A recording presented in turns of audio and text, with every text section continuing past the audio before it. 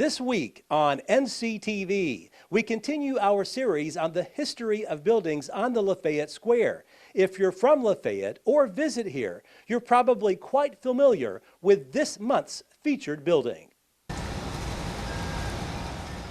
If you live in Lafayette or Macon County, chances are you've visited Gibson's Cafe. Miles and Ginger Gibson have owned this business since 2005. But this isn't the original building. This location has quite the history dating back to the 1800s. Just ask Macon County historian Randy East. The earliest known history was when in 1843 the city of Lafayette was created and an original town plot was drawn up, which consisted of 75 town lots. And on the old plot, this section of land was known as number 18 and 19. This site started out as a home site. Even though it was the city of Lafayette, several private homes were built on the perimeter of the square here.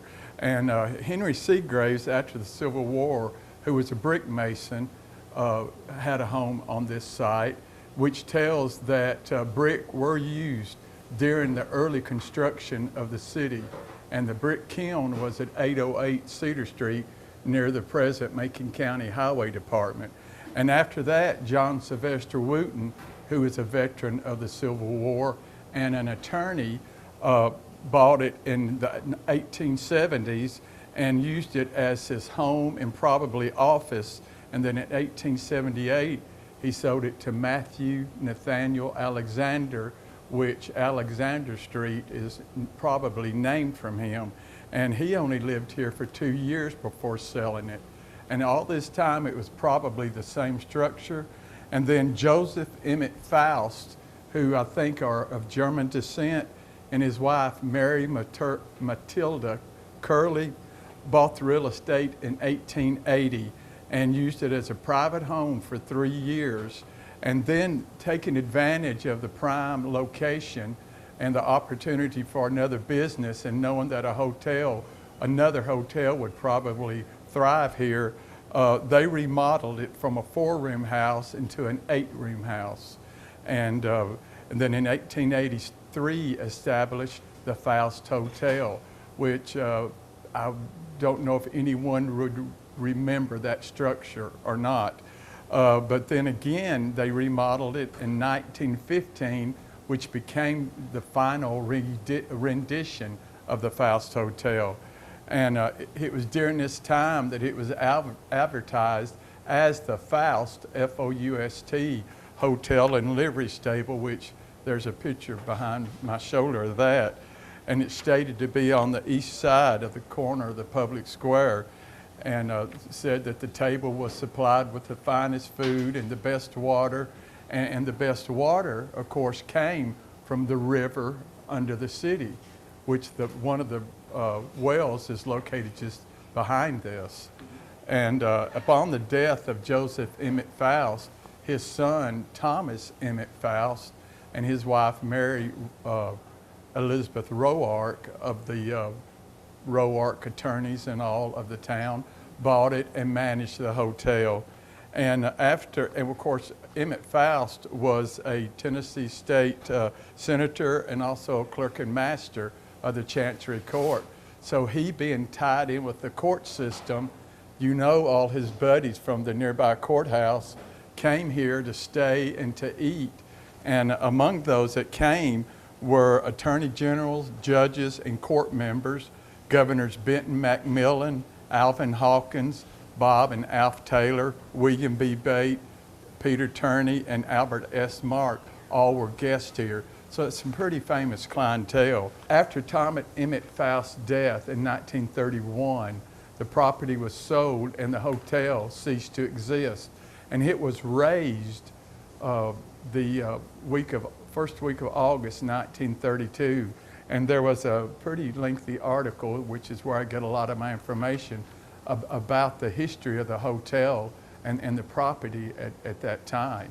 And it was purchased, I suppose, by the government, but Henry C. Johnson, who was a local postmaster and I'm sure a lot of people remember him, was instrumental in building a U.S. post office here, and which is the present building that we see.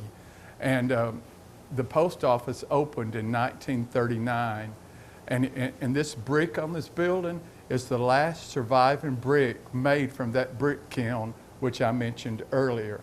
And so the post office stayed here until 1958, when it relocated just down the street to the Federal Building.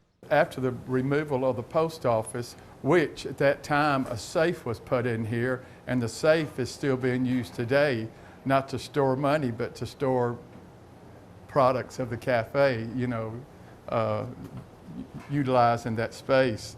Well, George W. Johnson and Son Insurance Agency stayed here until the late 1960s, and during that time, Alexander Funeral Home stored caskets in the back. So I think that's interesting. Russell's Jewelry had a business here for 18 years, which took up a big span. Betty Lou Taylor's law office was here. Hollis Doss, along with Evelyn White and Edna Gent, ran an accountant and tax office in a back office that faced Time Avenue. There was also a women's clothing store here. Dr. Dix Hauser's office was located on Times Avenue. Johnny Knowles ran a bail bonding service, which we have a picture of. And so that's a lot of the history of this downstairs, but it has an upstairs which has a history. This is 101 East Locust Street. Upstairs is 102 East Locust Street. And there have been many businesses there. And 1939 is when the Macon County Health Department was organized and was located there, which I think is significant to state. Linda Johnson had her graphic arts designed there. There was a hair salon, and now it's the living quarters for Miles and Ginger Gibsons, who are the next proprietor of this business. And they bought this business and opened it into Gibson's Cafe, which is a pretty famous landmark now. So it's, I think, coming up on their 15th, or is their 15th anniversary. And they honor the history of this site, as you can see from various photos here, which I think is good. It gives people a place to come and look at photographs, and it honors the heritage of this land. And they keep in tradition, I think, with the Faust Hotel, who were noted for their good, delicious food, which I'm not advertising, but you will find that here also. East says there have been some interesting things to take place at this location over the years. Mary Elizabeth Roark Faust had a beloved parrot named Polly, and this parrot was, I think, a character not only of the hotel, but of the town. Because you know, if you have a parrot that talks, especially when there's no TV or radio to listen to, you're going to come listen to a talking parrot. And it would fly between the courthouse and this location here. And it would talk, and one day it was walking through the house and ran into the wall and said, "I'll be darned." And then he would say, "Here he comes, drunk again, drunk again." So I think that's pretty funny.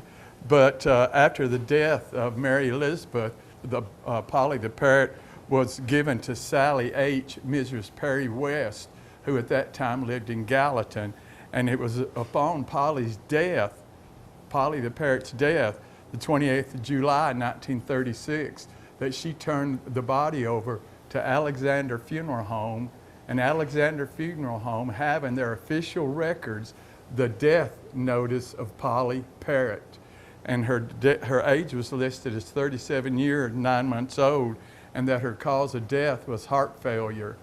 And so this is a testament to the adoration and bestowed upon this family member, beloved and adorned by so many for so many years. 2 deaths occurred here that I know of. One of them, Leondis Ray, was shot and killed by his son-in-law on the 28th of March, 1906, the wedding day of his 16-year-old daughter, Essie, to William P. Pike, age 21.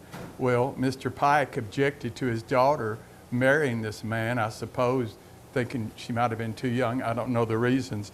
But Mr. Ray came here and they had an argument, and Mr. Pike fired a gunshot into the ceiling, and then it still to scare him off, but it didn't. So he wound up shooting him and killing him. And the hole in the ceiling, the blood stains remained throughout the history of the hotel. And then another man, a Mr. Jones, was shot out at the Lafayette rolling mill, which is located where Eller Sisters framing business is, which I think is 801 Red Bullet Springs Road, by an unknown assailant. And he was brought here and later died. Today, Gibson's is one of the more popular eateries in Lafayette. East is glad the Gibsons took a chance to renovate this old building. This site, even as the Faust Hotel did, still serves the patrons of Lafayette. You know, it was a private home, and now it became several businesses, and it's still been vital to that function. And I think it's a long journey from the path of the Native American and the buffalo that roamed here, which is all it was before, you know, European people came. And it's now the path not only for consumers making use of this land, and it's still yielding and bringing forth fruits from those labors. Next month, we continue our series with a look at what used to be called the Dean Building. Reporting from Lafayette, Barry Hyatt, NCTV.